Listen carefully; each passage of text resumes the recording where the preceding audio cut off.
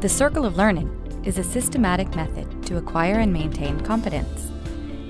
It can be viewed as a whole, but also as single steps to meet specific learning objectives. It's divided into 5 sections. Knowledge acquisition. Self-directed learning using textbooks, journals, and interactive media is used to improve knowledge about specific subjects and procedures. Skills proficiency. Performing practical skills according to procedure is essential to becoming a competent healthcare provider. Practicing on mannequins and task trainers supports the development of these psychomotor skills. Decision-making. Making the right decisions under pressure is a common challenge. Critical thinking skills are reinforced by the use of interactive content using real patient cases.